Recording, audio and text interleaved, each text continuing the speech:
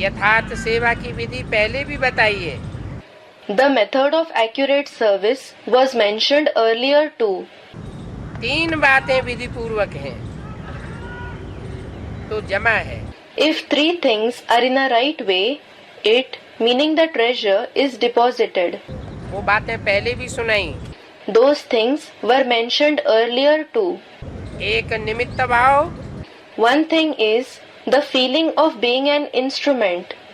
कि मैं तो सेवा करने के लिए निमित्त हूँ, मैंने सेवा नहीं की है। I am just an instrument to do the service. I haven't done the service.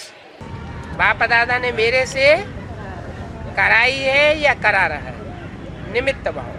Bap Dada has either enabled me to do it or he is enabling me to do it.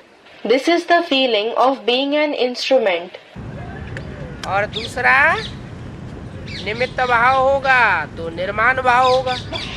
And the second thing is, if there is the feeling of being an instrument, there will be the feeling of being free from honor. मान मर्तबा नहीं आएगा कि मैंने ये सेवा की। You won't have the thought of honor and position. I did this service. अंश मात्र भी मान न आए Even the slightest thought of honor should not arise.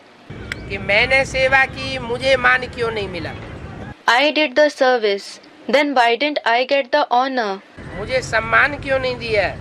Why wasn't I respected? बिल्कुल निर्माण भाव। You should be completely free from the feeling of honor.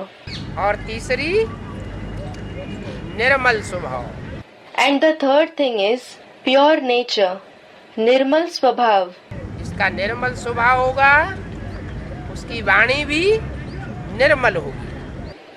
The one who has a pure nature, his speech will also be pure. वाणी से कोई ऐसे शब्द उच्चारण नहीं कर सकता जो किसी की ग्लानि करने वाले हों। He cannot utter any words in his speech which defame someone. भाव, भावना, स्वभाव, बोल, अगर ये 3 बातों से एक बात भी कम है So, if any of the 3 things, the intention, feelings, nature and speech, as said by Bap Dada, is absent, एक बात है और 2 बातें नहीं हैं, if there is one thing but not the other 2, या 2 है एक नहीं है,